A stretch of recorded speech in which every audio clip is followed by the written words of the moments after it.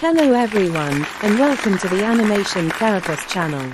In this video, we will be talking about practical and healthy strategies to help address the issue of over-apologizing. In the previous episodes, we explored why people over-apologize, and the effect it has on the individual. While we've talked about the causes and established that over-apologizing is unhealthy, it's important that we explore ways to address this challenge. Over-apologizing is an unhealthy habit that could have a detrimental effect on one's mental health. In the previous episode, we described over-apologizing as the habitual utterance of sorry, even when it's not warranted. It is a pervasive behavior that can have far-reaching consequences on our relationships, self-esteem, and mental well-being. While apologizing is an essential social skill, excessive apologizing can come across as insincere and undermine our confidence.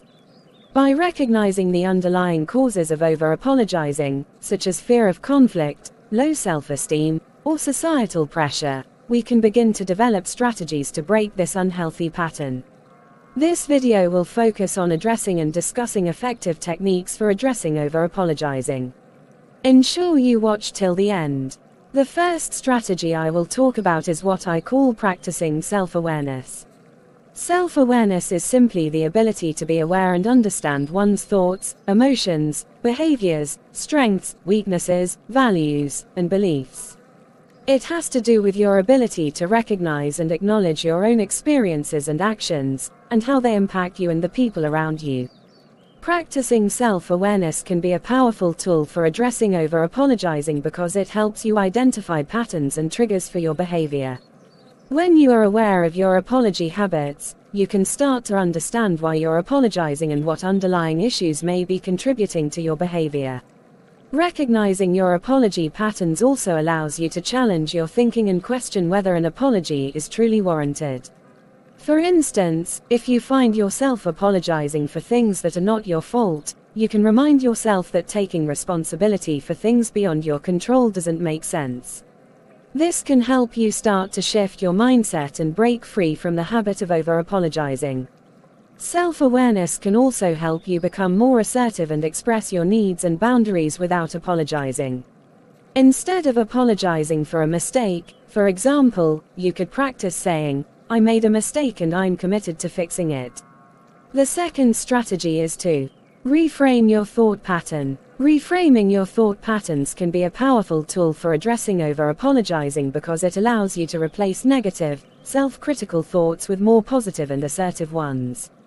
Reframing your thoughts helps to transform your inner dialogue. It enables you to let go of inner criticism and replace apologetic phrases with assertive and empowered language, allowing you to communicate your needs and boundaries with confidence and clarity, without resorting to unhealthy or unnecessary apologies. So it is essential that you identify and challenge negative self-talk, and shift your focus from apologetic language to statements of facts, solutions, and self-acceptance, which will ultimately help in building confidence and a more balanced communication style. Take for example, if you catch yourself thinking, "I'm so sorry I'm late," you can reframe that thought to say, "I'm glad I made it even though I'm a bit late." By focusing on the positive aspect of the situation, you can avoid falling into a cycle of self-criticism and excessive apologizing. Strategy number 3 is what I call look out for alternative phrases. By looking for alternative phrases to replace your apologies, you can train yourself to express your feelings and take responsibility for your actions without apologizing excessively. One of the most common alternative phrases is, "Thank you," instead of, "I'm sorry." For example, instead of apologizing for being late, try saying, "Thank you for being patient with me." This acknowledges the other person's contribution and makes you appear more confident and in control. Another alternative phrase you can explore is using I statements to express your feelings without apologizing.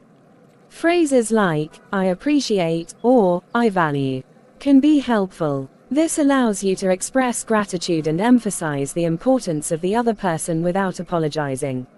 For example, instead of apologizing for a mistake, you could say, "I appreciate your understanding as I work through this challenge." If you need to ask for something, try using phrases like, "Can you help me with this?" Or, would you mind if I ask for your assistance? This shows that you're seeking support without apologizing. The fourth strategy I will be sharing in this video is role-playing scenarios. This allows you to practice new behaviors and responses in a safe and supportive environment. It helps you become more comfortable with new ways of responding. You can run this practice with an accountability partner or with your therapist.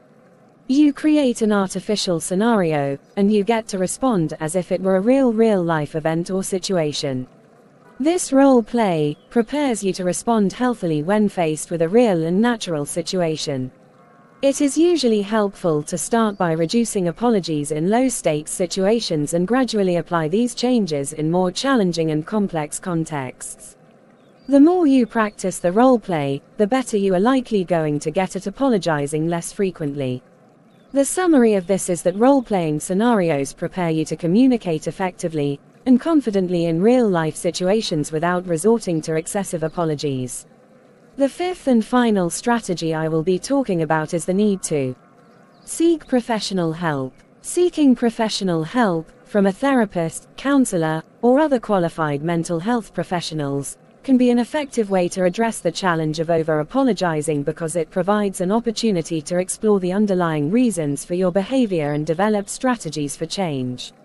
Professionals can help you identify and address the emotional and psychological factors that contribute to your tendency to apologize excessively. They can also provide you with tools and techniques for developing healthier coping strategies, improving your self-esteem, and expressing yourself assertively.